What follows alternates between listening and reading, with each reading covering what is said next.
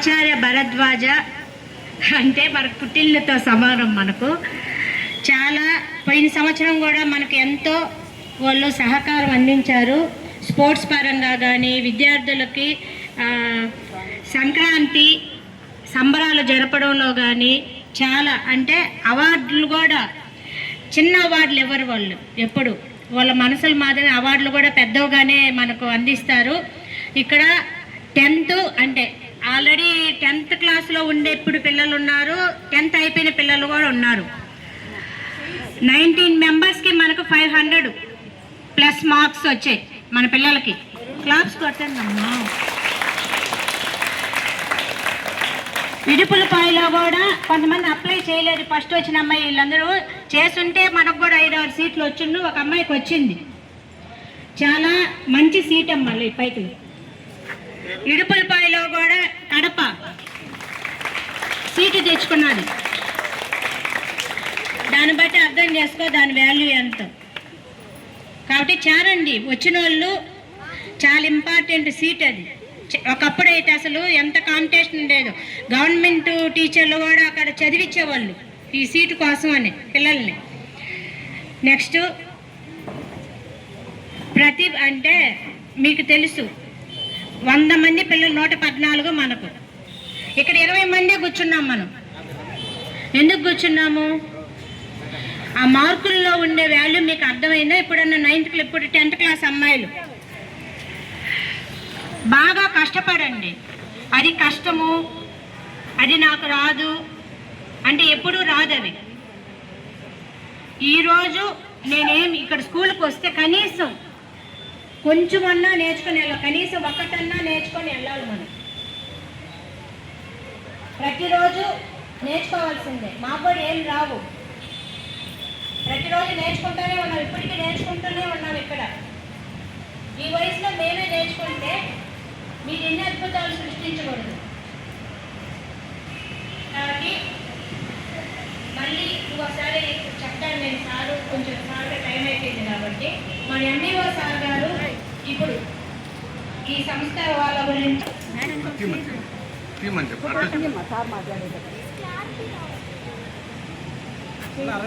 Good morning children's.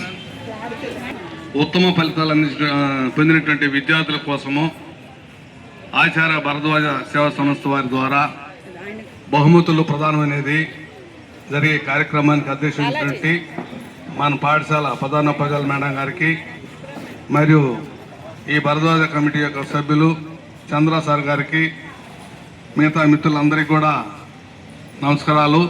తల్లిదండ్రులకు నమస్కారాలు, విద్యార్థులకు ఆశీస్సులు. నేను వచ్చిన మొదలుకొని మన పాఠశాలలో మండలంలోనే టాప్ స్థానంలో నిలబడి మరి మంచి గుర్తింపుని ఈ మండలానికి మన విద్యా వ్యవస్థకి తీసుకువస్తున్నారు. మీ ఇచ్చేటువంటి బోధనలన్నింటినీ కూడా మీరు తూచా తప్పకుండా మరి మీరు ఫాలో అయ్యి బాగా చదివి మంచి రిజల్ట్ తెస్తున్నారు. అందుకనే మనకి ఈ పాఠశాలకు మంచి రిజల్ట్ వస్తుంది. మరి మీకు అందరికీ కూడా మరొకసారి అభినందన తెలియపరుస్తూ, మరి మండలంలో అనేక కార్యక్రమాలు ప్రతి బిడ్డకి ఏదో రూపంలో మన సంస్థ అందించి ఆ బిడ్డల యొక్క విద్యా అభివృద్ధికి దోహదమైనటువంటి మంచి గొప్ప ఆశయంతో వారు ముందుకు వెళ్తున్నారు. నిజంగా కూడా వారికి మన మండల విద్యాశాఖ తరఫున వారికి ప్రత్యేకమైనటువంటి ధన్యవాదాలు, కృతజ్ఞతలు తెలియపరుస్తున్నాను సార్.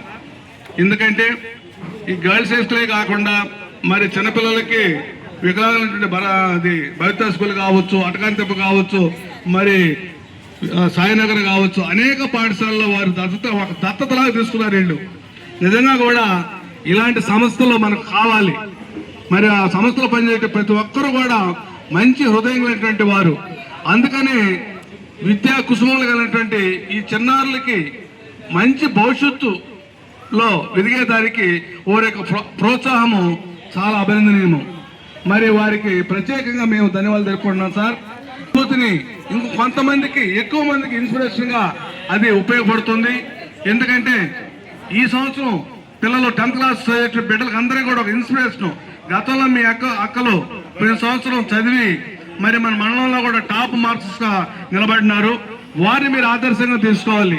అక్కలు బాగా చదివి మంచి మార్కులు తెచ్చుకున్నప్పుడు వాళ్ళకంటే మిన్నుగా మనం కూడా మంచి మార్కులు తెచ్చుకొని మన మన యొక్క మేడం గారు చెప్పారు, మన కుటుంబ సభ్యులు అంటే మన కుటుంబంలో కలిసిపోయి ఆచార్య భరద్వాజ సంస్థ వారు మనకు ఒక భరోసాగా మాకు అండగా ఉండారు. వారి నుంచి మనం ప్రోత్సాహాలు తీసుకొని మనం ముందుకు వెళ్ళాలి. మరి ఆ ప్రోత్సాహాలు తీసుకోవాలంటే ఈ సంవత్సరం కూడా మీ 10th క్లాస్ అందరూ కూడా బాగా కష్టపడి మంచి మార్కులు తీసుకోవాలని మిమ్మల్ని అందరూ కూడా ఆశిస్తున్నాను, దీవిస్తూ ఉన్నాను. మరి ఈ విధంగా మీరు ముందుకు వెళ్ళాలని, నాకు PGRS లో మీటింగ్ ఉంది కాబట్టి మరి త్వరగా వెళ్ళాలి. మరి అవకాశం ఇచ్చినట్టు మన పాఠశాల ప్రధాన మేడం గారికి, మరి ఆచార్య భరద్వాజ సేవా సంస్థ వారికి మరొకసారి ధన్యవాదాలు తెలుపుకుంటూ మరి అందరికీ నమస్కారం సార్. Thank you. కాబట్టి 2116 మరియు సర్టిఫికేట్, తర్వాత నల్లజాం చెంచు అన్నలు 1116 బహుమతితో సత్కరిస్తారు. వాళ్ళ పేరెంట్స్ కూడా ముందుకు రావాల్సిందిగా కోరుచున్నాం. రాలేదమ్మా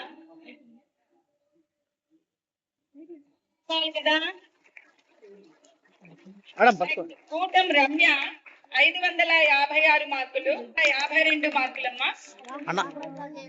వాళ్ళ పేరెంట్స్ కూడా రావాల్సిందిగా కోరుచున్నాము.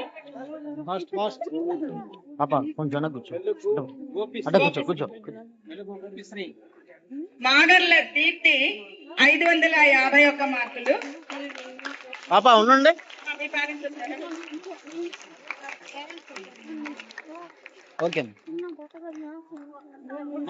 మాగర్ల దీప్తిమా. నెక్స్ట్ ముత్యాల తనుశ్రీ వచ్చిందమ్మా. పేరెంట్స్ వచ్చారా మేడం? దగ్గరండి, దగ్గర పాప దగ్గర. నెక్స్ట్ నిలబడండి, పక్కన నిలబడండి, వచ్చేసేయండి. నెక్స్ట్ ముత్యాల తనుశ్రీ తర్వాత అన్నం రెడ్డి గగనశ్రీ 539 మార్కులు.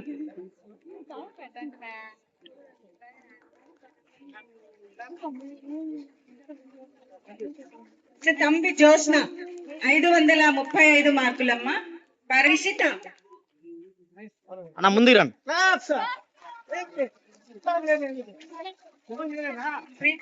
శ్రీపతి నిషిత పేరెంట్స్ వచ్చారమ్మా. మహేష్ అన్న. నెక్స్ట్ మయ్యారి సారా. లైన్ లోకి వచ్చేయండి, మనం పిలిచే పేర్లు లైన్ గా నిలబడండి. వాళ్ళు అయిపోగానే మీరు ఎంటర్ అవ్వండి. గోనుపల్లి భార్గవి, షేక్ సుమయ్య కౌసర్.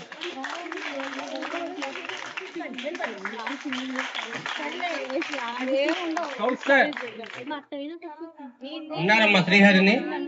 అమ్మా శ్రీహరిని అలా చూడు. లోకేష్ ఏమో పట్టుకో. విష్ణుప్రియ.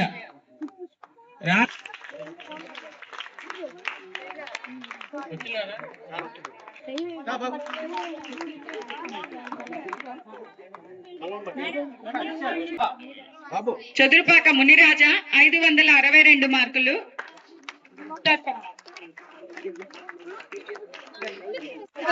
నెక్స్ట్ దారు 21 మార్కులు. కంటిన్యూ చేస్తూ ఫోటో. దారుమతి గ్రీష్మ. నెక్స్ట్ కంచి సువర్ణ గీతిక, మంగళంపాడు నుంచి కంచి సువర్ణ గీతిక.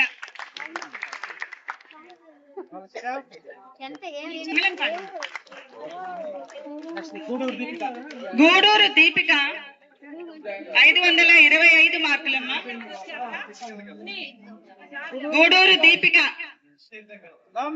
నెక్స్ట్ చెన్నవరం ముని సందీప్ వచ్చాడా? ముని సందీప్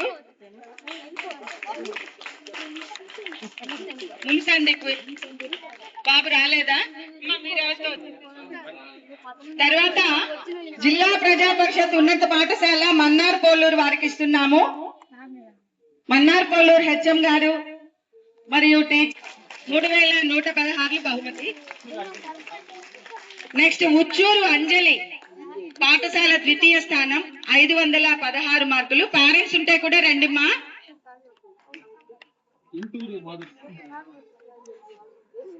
నెక్స్ట్ ఇంటూరి మాధురి 13 మార్కులు. మాచర్ల ఢిల్లీ.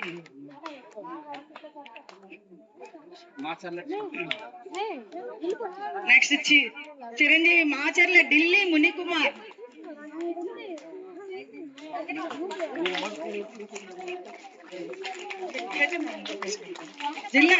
జిల్లా ప్రజా పరిషత్ ఉన్నత పాఠశాల కోట పోలూరు నుంచి వచ్చినటువంటి ఉపాధ్యాయులు మరియు పేరెంట్స్ కూడా వేదిక దగ్గరికి రావాల్సిందిగా కోరుచున్నాము. చిరంజీవి మన్నా సతీష్ పాఠశాల 501 మార్కులు.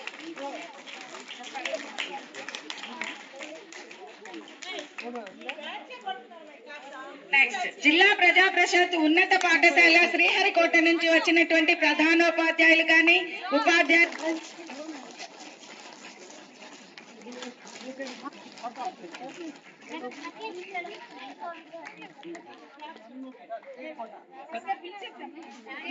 అన్నా సతీష్ పాఠశాల ప్రథమ స్థానం 503.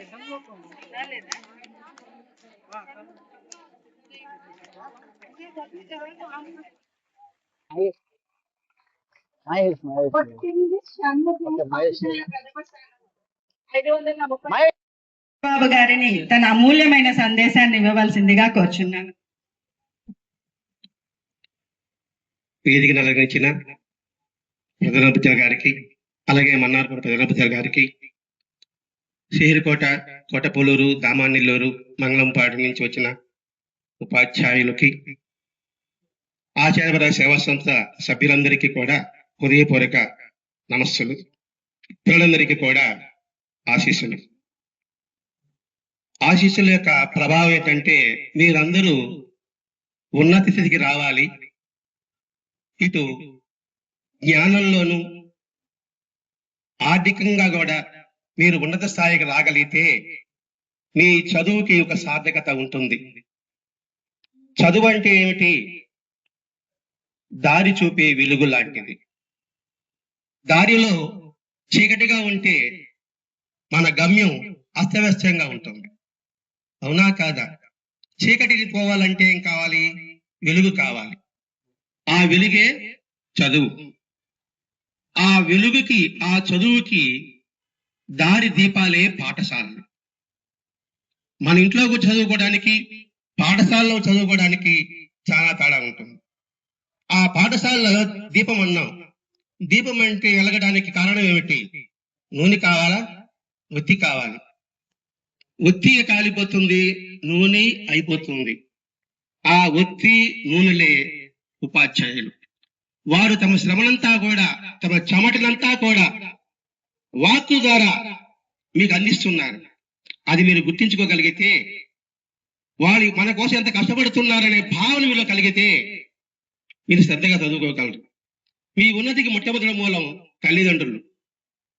ఆ తల్లిదండ్రులు యొక్క స్థితిని మీరు గుర్తించాలి.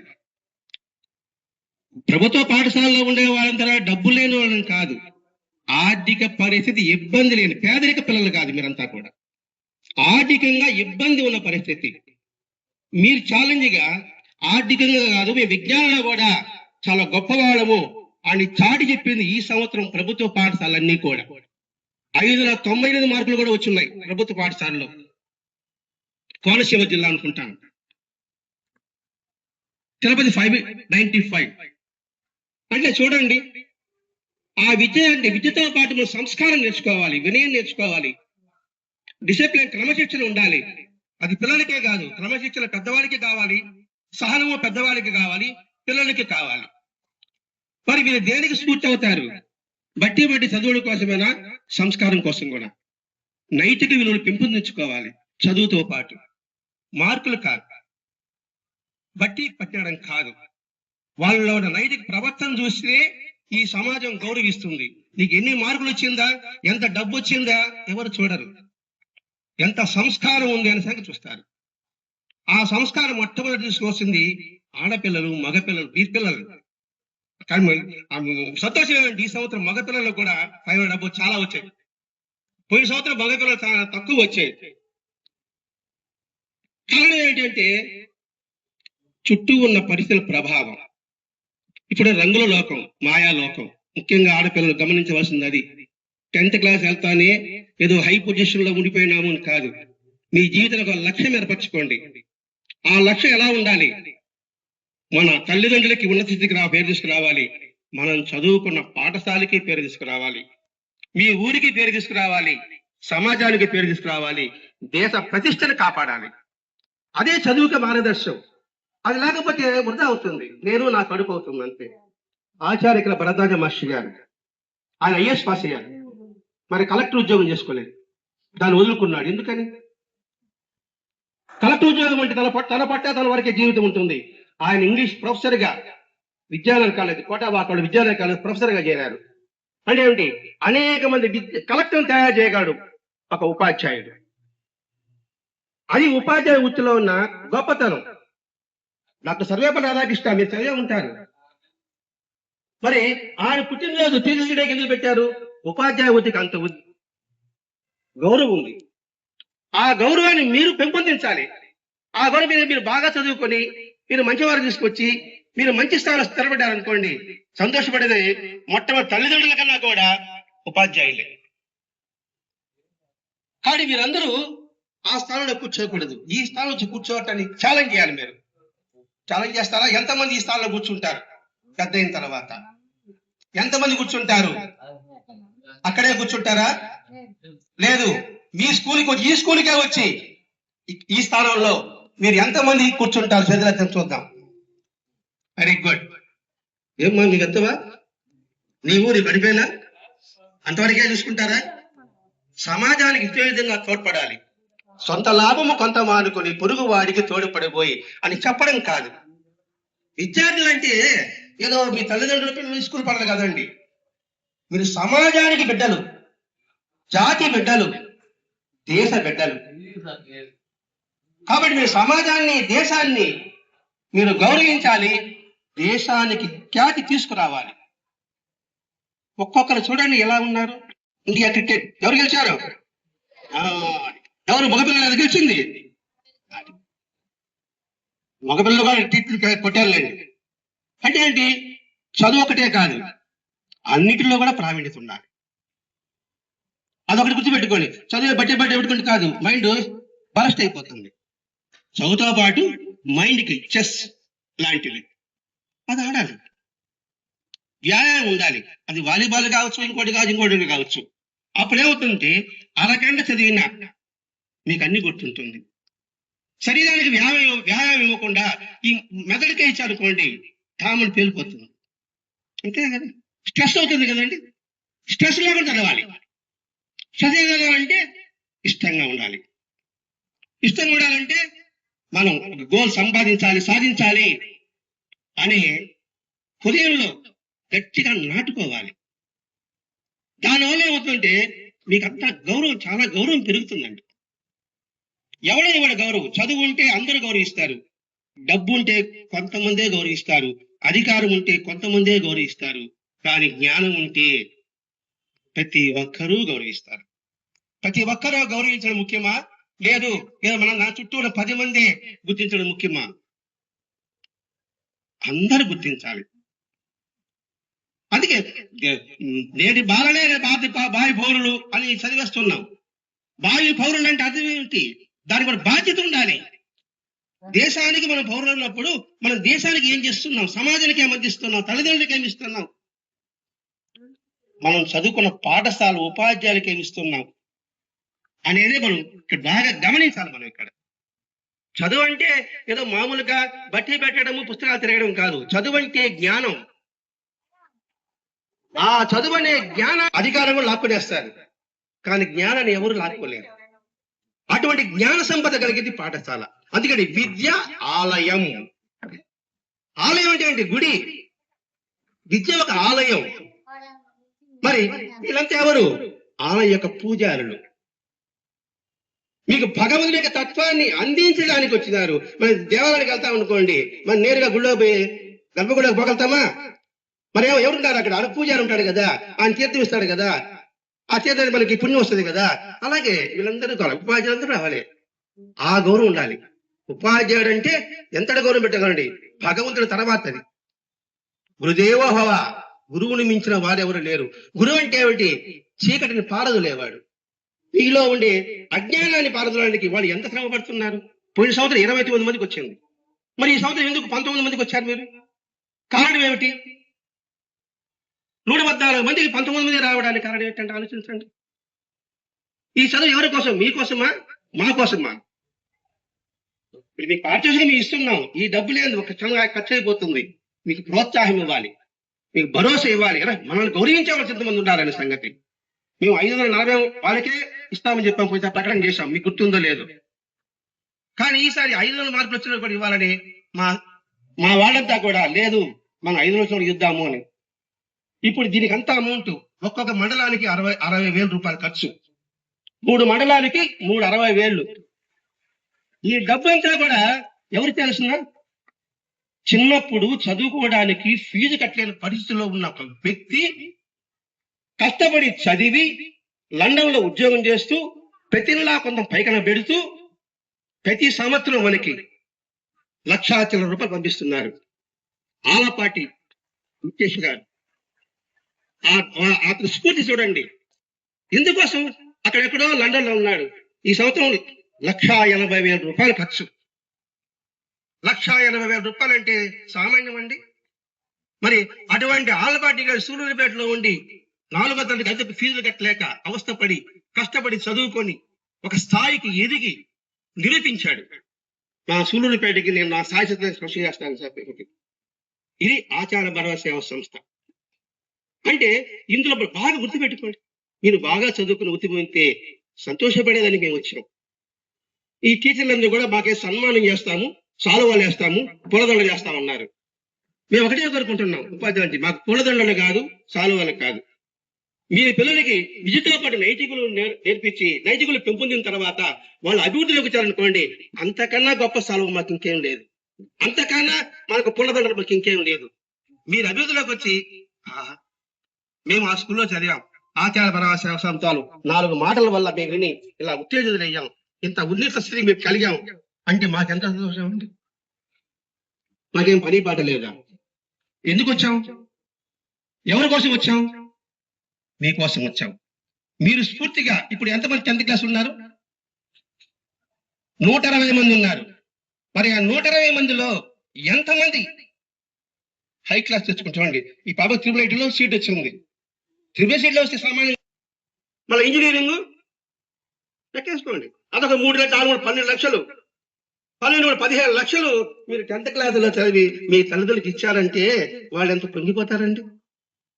కాబట్టి దయచేసి ఆడపిల్లలు శ్రద్ధగా మాయాలోకంలో రంగుల ప్రపంచంలో పడకుండా, మగపిల్లలు కూడా ఎవరినో చూసి వాళ్ళలాగా మేకప్ వేసుకోకుండా జీవితానికి ఒక సార్థకత ఏర్పరచుకోండి.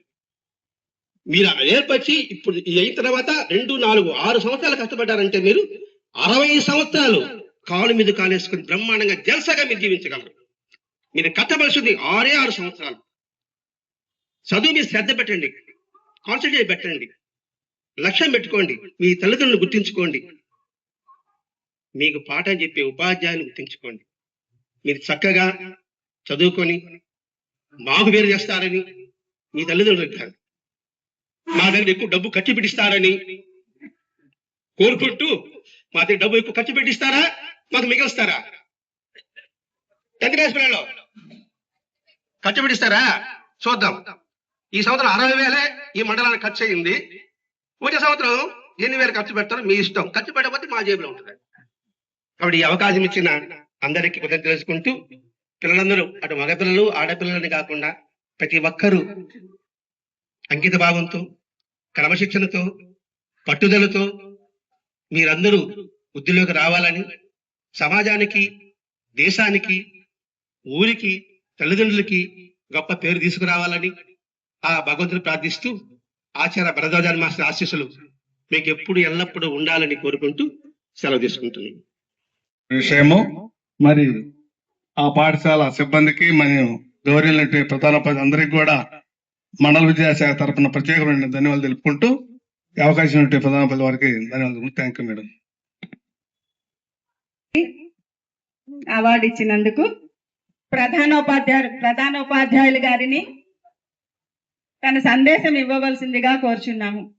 ఈ యొక్క సమావేశానికి అధ్యక్షత వహించినటువంటి మన మండల విద్యాశాఖ గారికి, అలాగే గర్ల్స్ స్కూల్ ప్రధానోపాధ్యాయుల వారికి, ఈ యొక్క ఆచార్య భరద్వాజ సేవా సంస్థ సభ్యులకు, ఇంకా విచ్చేసినటువంటి పాఠశాల సిబ్బందికి నా నమస్సమాంజలి, విద్యార్థులకి నా ఆశీస్సులు. మన సులూరుపేట ఈ యొక్క పట్టణంలో ఆచార్య భరద్వాజ సేవా సంస్థ వాళ్ళు అనేకమైనటువంటి సేవా కార్యక్రమాలు నిర్వహిస్తున్నారు.